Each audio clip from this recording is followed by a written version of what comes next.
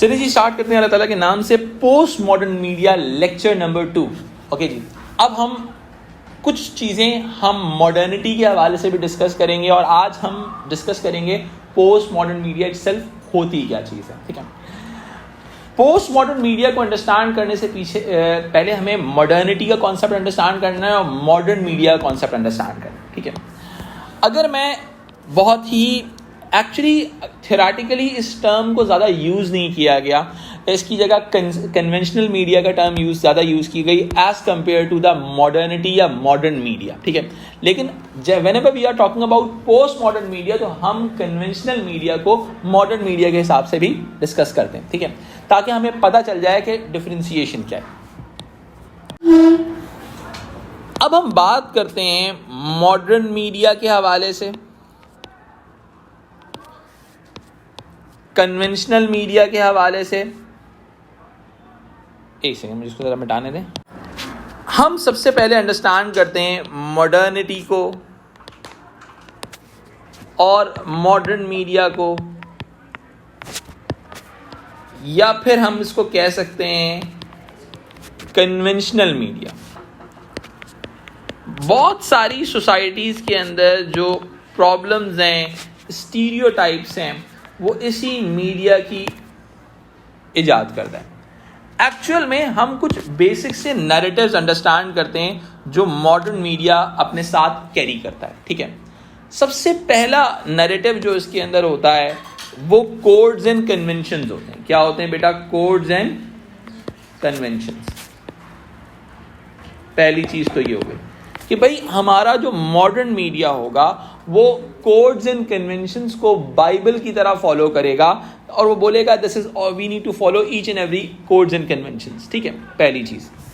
अब ये codes and conventions क्यों फॉलो किए जाते हैं, किस लिए फॉलो किए जाते हैं और क्या चीज रिप्रेजेंट करते हैं, इस बात को समझना है।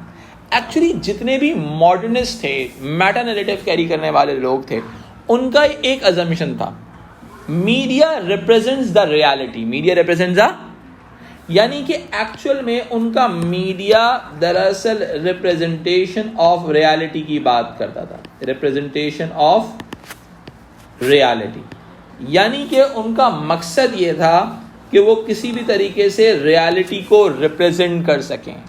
ये बात समझना बहुत ज़रूरी है। आप अगर कन्वेंशनल मीडिया फॉर्म्स की बात करते हैं तो वहां पर रिप्रेजेंटेशन ऑफ रियलिटी थी। क्या कहते हैं? Representation of reality. अच्छा, अब एक बड़े मजे की बात बताता हूं आपको।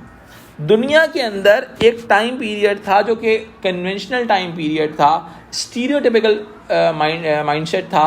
उस दौर के अंदर जो सोशल आइडेंटिटीज थी उनकी स्टीरियोटिपिकल रिप्रेजेंटेशन होती थी। उनकी क्या होती थी? स्टीरियोटिपिकल रिप्रेजेंटेशन होती थी। अब मैं आपको ये समझाता हूँ, ये बड़ा टेक्निकल चीज़ है। रिप्रेजेंटेशन ऑफ, बल्कि stereotypical representation of, stereotypical representation of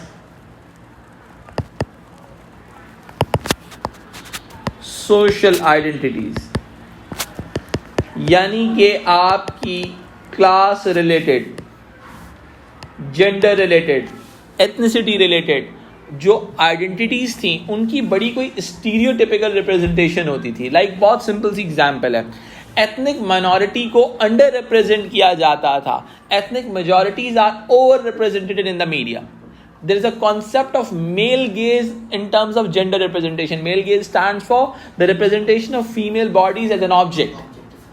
Objectification जिसको हम कहते हैं। तो ये तमाम आइडियाज दरअसल स्टीरियोटिपिकल रिप्रेजेंटेशन का पार्ट थे। क्यों? अब सवाल उठता है कि स्टीरियोटिपिकल रिप्रेजेंटेशन क्यों होती थी। इसकी एक बहुत बड़ी वजह ये थी कि वो मीडिया की अजम्पशन ये थी कि हम रिप्रेजेंटेशन ऑफ रियलिटी के साथ चल रहे हैं। किसके साथ चल रहे हैं बेटा? Representation of reality, and the reality is stereotypical, and reality was stereotypical. I can say this thing, the reality was stereotypical. That's why the media were representing each and everything stereotypical, जिसको हम conventional mindset कहते हैं, जिसके अंदर आप media representations को बहुत ज़्यादा स्टीरियोटाइप या मॉडर्निस्ट वे में एक्सप्लेन कर रहे होते हैं। आपने अगर कोई क्रिमिनल दिखाना है तो आप लोअर क्लास के लोगों को फॉलो करोगे, अगर आपने क्या कहते हैं एथनिक माइनॉरिटी को दिखाना है तो आप उनको थोड़ा अंडर रिप्रेजेंट करोगे। आप ऐसा क्यों करते थे? बिकॉज आपकी अजम्पशन ये थी कि हम रिप्रेजेंटेशन ऑफ रियलिटी की तरफ जाएंगे। आज भी मैं पाकिस्तान और इंडिया की अगर मैं बात करूं तो बहुत सारे राइटर्स अपनी लिखी हुई राइटिंग्स को रिप्रेजेंटेशन ऑफ रियलिटी कहते हैं। They want to defend this thing कि भाई ऐसा सोसाइटी में होता है इसलिए हम दिखा रहे हैं, ऐसा सोसाइटी में होता है हम इसलिए दिखा रहे हैं। अब मैं आपको बहुत ही बेसिक तरीके से पोस्ट मॉडर्न मीडिया का एक तरह से इंट्रोडक्शन दूंगा, पोस्ट मॉडर्न मीडिया का एक छोटा सा इंट्रोडक्शन दूंगा। देखें,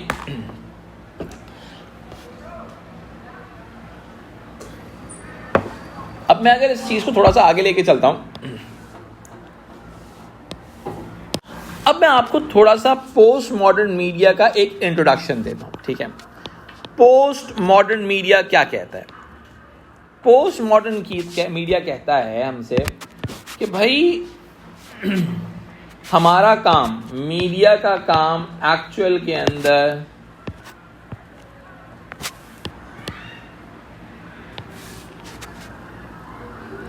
कहता है, मीडिया का काम एक्चुअल के अंदर रिप्रेजेंटेशन ऑफ रियलिटी नहीं है। Media is a simulation of reality. Media, the post modern media is a simulation of reality. It seems like a reality but it's not an actual reality. सही है, it's an exaggerated reality और you can say the hyper reality, ठीक है। यानी कि the media is a simulation of reality और hyper reality. यानी कि इनका अजम्पशन ये होता है, अवर ऑडियंस नो दिस फैक्ट कि हमारा जो मीडिया है this is not an actual representation of reality, this is a representation of hyper reality, exaggerated form of reality, or you can say the simulation of reality. It seems like a reality but it's not an actual reality. समझ में आई बात? अब जब आप representation of reality के अपने argument से ही पीछे हट गए, सही है, और आपने ये बात कही कि audience know this fact, the audiences are active, the audiences are, इनका जो दूसरा कोर आइडिया है वो कहता है ऑडियंस को एक्टिव कंसिडर करते हैं, ऑडियंसेस आर एक्टिव। हमारी जो ऑडियंस है एक्टिव है। एक्टिव ऑडियंस का मतलब क्या होता है? जिनके पास एबिलिटी टू एनालाइज होती है, यानी कि they have ability to analyse media text, यानी कि उनके पास मीडिया टेक्स्ट को एनालाइज करने की एबिलिटी होती है, ठीक है। And they know this fact कि the media is not an actual reality. Media जो शो कर रहा है it's not a representation of reality, this is a representation of hyper reality और एग्जैजरेटेड रियलिटी। सही है। तो अब अगर मैं यहां तक बात समझ में आती है, आई होप सो, ठीक है। अब मैं अगर कोर डिफरेंशिएशन की बात करूं पोस्ट मॉडर्न मीडिया में और मीडिया में, तो भाई डिफरेंस ही यही है कि भाई मॉडर्निटी या मॉडर्न मीडिया जो था वो रिप्रेजेंटेशन के करीब रखना चाहता था, बिकॉज उनका बिलीव ये था कि हमारा कोई भी कंटेंट होगा वो रिप्रेजेंटेशन ऑफ रियलिटी होगा। इसी वजह से वो स्टीरियोटाइपिकल रिप्रेजेंटेशन करते। इसकी एक बहुत बड़ी एक और एग्जांपल मेरे जहन में आई, the representation of binary explanation in terms of gender. सही कि जेंडर को सिर्फ बाइनरी मीन्स में ही एक्सप्लेन किया गया एक टाइम तक मीडिया के अंदर, सही है। अब क्या होता है जब हम पोस्ट मॉडर्न मीडिया के अंदर आते हैं तो हम कहते हैं कि भाई this is a simulation of reality, this is actually it's a constructed reality. आप इसको कंस्ट्रक्टेड रियलिटी भी कह सकते हो। It's an individual opinion of a producer कि भाई प्रोड्यूसर को लगता था कि यार ये रियलिटी है, that's why I represent this reality. I don't need to follow a constructed reality within the society, a developed reality within the society. I can construct my own reality. ठीक है। अब हुआ क्या, जब हम इसी कॉन्सेप्ट को थोड़ा सा आगे लेके चलते हैं तो हमने कहा कि भाई it's a simulation of reality, audiences are active, they have ability to analyse media text. तो अब इसके बाद क्या हुआ, there is no fixed codes and conventions, यानी कि मीडिया के अंदर फिक्स कोड्स एंड कन्वेंशंस को ब्रेक किया जाने लगा। हमारे पास कुछ बड़े डायरेक्टर्स आते हैं, क्वेंटिन टेरेंटिनो आते हैं, क्रिस्टोफर नोलान आते हैं। ये वो थ्योरिस्ट हैं, ये वो डायरेक्टर्स हैं जिन्होंने एक्चुअल के अंदर क्या किया, जिन्होंने एक्चुअल के अंदर जो प्री सेट कन्वेंशंस थे, ठीक है, उन प्री सेट कन्वेंशंस को ब्रेक करके उन्होंने एक अपने कन्वेंशंस को डेवलप किया। लाइक बहुत सिंपल सी बात है, क्वेंटिन टेरेंटिनो ने क्या किया कि भाई वो जो उसकी इंग्लोरियस बास्टर्ड थी, उसके अंदर जो उसने टाइटलिंग दी वो येलो कलर से दी। अच्छा, अब एक और बड़ी इंपॉर्टेंट चीज़ है कि भाई एक बहुत ही बेसिक सी एग्जांपल देता है कि भाई आपके पास पहले ये एक रिस्ट्रिक्शन थी, आप कह सकते हो मॉडर्न मीडिया के अंदर, you can not copy anything, आप कोई चीज़ कॉपी नहीं करोगे। But in post modern media we can see this thing कि भाई इंस्पिरेशन का एक बहुत बड़ा एरिया है, लोग बहुत सारी चीज़ें एक दूसरे से इंस्पायर हो रहे थे और बहुत सारी चीज़ें डेवलप कर रहे थे। अच्छा जी, अब हमारे पास क्या होने लगा, बहुत सारी फिल्म्स, इंस्पिरेशन बेस्ड फिल्म्स बनने लगी, ठीक है, बहुत सारी चीज़ों को मिलाकर एक नई फिल्म बनाई जाने लगी, बहुत सारे गाने कॉपी होने लगे, सही है। पहले ज़माने में तो ये था ना कि भाई आपने ट्यून चुराई है, सही है भाई, आप एग्जैक्टली वो आजकल वो जो उसका सॉन्ग है यार, पठान का जो सॉन्ग है बेशरम रंग, उसके ऊपर चल रही है बात। तो भाई वो जो उसका जो मेन आर्टिस्ट था सजाद अली का, और ये जो बेशरम रंग वालों का चल रहा था कि भाई बेशरम रंग जो था एक ट्यून कॉपी हुई हुई है, ठीक है। तो भाई सजाद अली ने कहा कि भाई राग भैरवी के अंदर बहुत सारे सॉन्ग्स बने, सही है। तो भाई इट इज़ पॉसिबल कि आप एक चीज़ दूसरी चीज़ में डेवलप कर सकते हो। बहुत सारे सॉन्ग्स हैं, जैसे घुंघरू सॉन्ग है इंडिया के अंदर, इंडिया में आजकल बहुत ज़्यादा बॉलीवुड में हो रहे हैं कि बहुत सारे सॉन्ग्स को, पुराने सॉन्ग्स को रीमेक किया जा रहा है। It's all about the post modern form of the media, exactly. इसके अलावा दूसरी चीज़, वो जो घुंघरू है, वो घुंघरू दरअसल एक क्लासिकल सॉन्ग है, सही है। तो वो इसको अपबीट करके उन्होंने बना दिया, सही है। तो इसके बाद अच्छा जी, there is no fix codes and conventions, ठीक है। अब अगर हम बहुत ही बेसिक तरीके से एक्सप्लेन करें, हमने पहले स्टीरियोटाइपिकल रिप्रेजेंटेशन से बाहर आ गए, क्यों? क्योंकि it's a hyper reality, exaggerated reality और डेवलप्ड रियलिटी, ठीक है। अब मैं इस बात को थोड़ा सा आगे लेके चलता हूँ। हमारे पास कुछ की टर्म्स होती हैं जिनको अंडरस्टैंड करना बड़ा ज़रूरी है पोस्ट मॉडर्न मीडिया के हवाले से, ठीक है, और वो एक्चुअल के अंदर बहुत सारी चीज़ों को एक्सप्लेन करती हैं। पोस्ट मॉडर्न मीडिया एक कॉन्सेप्ट है जिसको हम कहते हैं पेस्टीज, PAS। मैंने कहा ना, there is no particular convention और codes involved in post modern media. आप में से कोई पेस्टीज का मीनिंग डिफाइन कर सकता है कि what is meant by pastries? Literature वाले, पर्टिकुलर लिटरेचर स्टूडेंट्स को पेस्टीज स्टैंड्स फॉर, इसको लिटरेचर के अंदर कॉपी करने को, गेटिंग इंस्पिरेशन को हम पेस्टीज का नाम देते हैं। किसका नाम देते हैं? पेस्टीज का नाम देते हैं। बहुत ही सिंपल सी बात है, बहुत सारे फॉर्मेट्स, बहुत सारी चीज़ें एक दूसरे की इंस्पायर हुई जाती हैं, की जाती हैं और एक दूसरी चीज़ों में यूज़ किया जाता है। पेस्टीज एक टाइम तक बड़ा कोई नेगेटिव एलिमेंट कंसिडर किया जाता, कहा जाता कि भाई लेट्स सपोज जो प्रोड्यूसर है वो मेहनत नहीं करना चाहता, it's a crime and they just want to say this thing and this is not a good phenomena. But over the period of time post modern media के अंदर pastiche is a common practice, ठीक है, कि जिसके अंदर आप copy कर लेते हो। जैसे मैंने अभी आपको घुंघरू सॉन्ग की एग्जांपल दी, ठीक है, घुंघरू सॉन्ग एक्चुअल में डिट्टो उन्होंने कॉपी पेस्ट किया एक जगह से दूसरी जगह, ठीक है। वो एक्चुअली क्लासिकल सॉन्ग था और उन्होंने क्लासिकल सॉन्ग को अपबीट करके उन्होंने इसको कॉपी कर लिया, ठीक है। तो अब क्या है, अगर आप आज से 20 साल पहले चले जाओ, 25 साल पहले चले जाओ, इनफैक्ट हॉलीवुड में भी चले जाओ, तो हॉलीवुड के अंदर आप 35 ईयर्स पहले चले जाओ तो वहाँ पर भी पेस्टीज को अवॉइड किया जाता था। ऐसा लगता था कि भाई स्टूडियोज नहीं करते थे, ठीक है। लेकिन आज के दौर के अंदर भाई जब से इन्होंने फ्रेंचाइजेस स्टार्ट की, सही है, सीरीज स्टार्ट की, ठीक है, आपके तो ऑटोमेटिकली ये तमाम चीज़ें बिल्ड होना शुरू हो गई, ठीक है, बिकॉज आपने इंस्पिरेशन लेनी होती है कहीं से। सेकंड हमारे पास एलिमेंट होता है जिसको हम कहते हैं ब्राइकोलैज।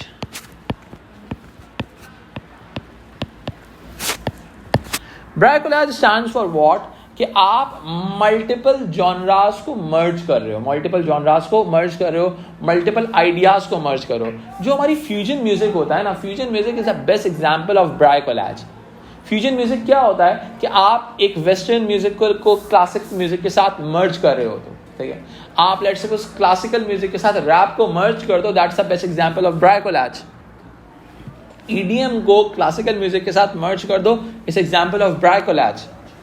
सही है। तो ऑटोमेटिकली क्या इसका मतलब है कि ब्राइकोलाज स्टैंड्स फॉर कि आप मल्टीपल जॉनरास को, मल्टीपल कन्वेंशंस को मिलाकर एक नई चीज़ बना रहे हो, सही है। जैसे आप बहुत सारी सिंपल सी बात है, साइंस फिक्शन को ड्रामे के साथ मर्ज कर दिया गया, it's a best example of bricolage, ठीक है। जो जॉनरास के साथ हो सकता है, जॉनरास के साथ जैसे हॉरर कॉमेडी हो गया, सही है, हाइब्रिड हो गया, ठीक है। तो अब क्या है ब्राइकोलाज, इसके अलावा एक और चीज़ हो सकती है कि आप 4 फिल्मों को मिला के एक नई फिल्म बना लो, 4 फिल्म को मिला के एक नई फिल्म बना लो, आप बोलो भाई ये एक नई फिल्म है, ठीक है। क्योंकि देखो एक्चुअल में दुनिया में क्रिएटिविटी की कोई ना कोई एंडिंग तो आनी है, सही है। अब ऐसा हो नहीं सकता आपको लगता है कि आपने बिल्कुल ये चीज़ जो बनाई है बिल्कुल फ्रेश चीज़ है, बट वो कहीं ना कहीं से इंस्पायर्ड होती है, आपके सबकॉन्शियस का पार्ट होती है, और आपको वो न्यू इन्वेंशन लग रही होती है, लेकिन वो कहीं ना कहीं से इंस्पायर हो सकती है, ठीक है। पर्टिकुलरली म्यूजिक के अंदर होता है, जैसे म्यूजिक के अंदर जो राग्स होते हैं, सही है, जो तो ऑटोमेटिकली राग तो सिमिलर ही रहेंगे ना यार, तो अब वो उनके आसपास बहुत सारी चीज़ें मिल जाती हैं, तो वो ब्राइकोलाज की एग्जाम्पल में काउंट होगा, ठीक है। अच्छा, इसके अलावा पोस्ट मॉडर्न मीडिया में हम एक और टर्म यूज़ करते हैं जिसको हम कहते हैं सेल्फ रिफ्लेक्सिविटी।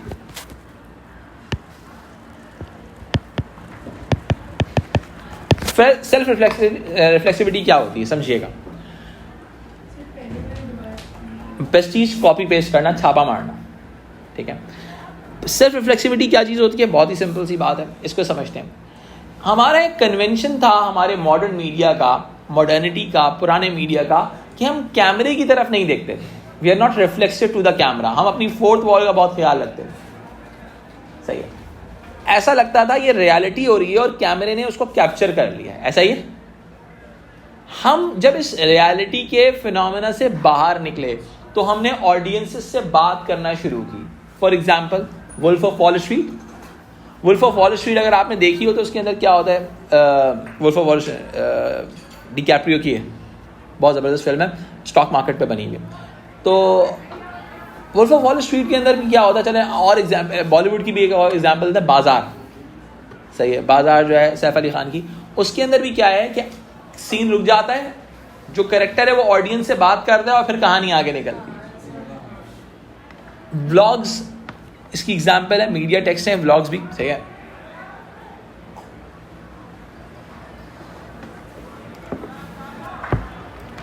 तो आज के मीडिया में क्या हुआ, आज के मीडिया के अंदर जो एक प्री सेट फिनोमेना था कि भाई आप कैमरे की तरफ नहीं देखेंगे, आप ऑडियंस से बात नहीं करेंगे, आप ऑडियंस को इग्नोर करके आगे बढ़ेंगे, वो सारा फिनोमेना, वो सारा अजम्पशन, वो सारा इल्यूजन खत्म होंगे, बिकॉज आप सेल्फ रिफ्लेक्सिविटी की तरफ चले गए। समझ में आई बात, ठीक है।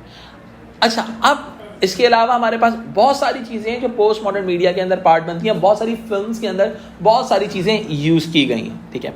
आप 180 डिग्री की जो ब्रेकेज है वो हमें नज़र आती है, 180 डिग्री को ब्रेक है, आप कन्वेंशन से बाहर निकल कर सोच रहे हो, सही है। अच्छा, अब एक और चीज़ समझ में आती है, हमारे पास मॉडर्नाइज मीडिया के अंदर जो कि हम प्री सेट मीडिया था, उसमें एक चीज़ नज़र आती थी जिसको हम कहते हैं लीनियर नैरेटिव। लीनियर नैरेटिव का मतलब क्या होता है कि कहानी स्टार्ट हुई इक्विलिब्रियम से, सुकून के साथ, कॉन्फ्लिक्ट के ऊपर क्लाइमेक्स आया और उसके बाद कोई एक री इक्विलिब्रियम पर कहानी एंड हो गई, सही, जिसको हम लीनियर नैरेटिव कहते थे। हमारे पास पोस्ट मॉडर्न मीडिया के अंदर क्या हुआ, पोस्ट मॉडर्न मीडिया के अंदर एक कॉन्सेप्ट आया जिसको हम कहते हैं non linear narrative. Non linear narrative, कहानी अचानक से स्टार्ट ही कॉन्फ्लिक्ट से हो गई, या कोई XYZ इंसिडेंट जिसका मेन स्टोरी से कोई ताल्लुक ही नहीं था, आपने वो ओपनिंग में दिखाया और उसके बाद आपने कहानी में कॉन्फ्लिक्ट दिखाया, आपने एक मिक्स प्लेट बना दी। दरअसल you are not following the codes and conventions of linear narrative. Linear narrative का मतलब क्या है, कहानी में एक लिनियरिटी मौजूद हो। नॉन लीनियर नैरेटिव का मतलब है you are breaking the convention and आप अपनी मर्जी से कहानी को बिल्ड कर रहे हो। लिटरेचर के अंदर भी बहुत सारे नॉवेल्स के अंदर नॉन लीनियर नैरेटिव का फॉर्मूला यूज किया गया, जिसका मकसद ये था कि आप कन्वेंशन को ब्रेक करके ऑडियंस की अटेंशन ग्रैब कर सकें। अच्छा, अब जैसे इसकी एक और एग्जांपल, हमारी बहुत सारी फिल्म्स होती हैं जिसके सॉन्ग्स सिंक नहीं हुए होते नैरेटिव के साथ। बॉलीवुड के अंदर बहुत ज़्यादा होता है ये आइटम सॉन्ग का कॉन्सेप्ट है कि भाई अचानक से सॉन्ग आ गया, भाई इसका कोई ताल्लुक ही नहीं था फिल्म के साथ। एक कन्वेंशन तो ये है ना कि आप लिनियरिटी को फॉलो करोगे, आपकी सिचुएशन के ऊपर सॉन्ग बैठेगा, ठीक है। तो अब नॉन लीनियर नैरेटिव का मतलब क्या होता है कि पैरेलल नैरेटिव फॉलो किए जा रहे होते हैं, 3 डिफरेंट कहानियां हैं। अब जैसे इसकी एग्जांपल, नॉन लीनियर नैरेटिव की एग्जांपल लूडो है।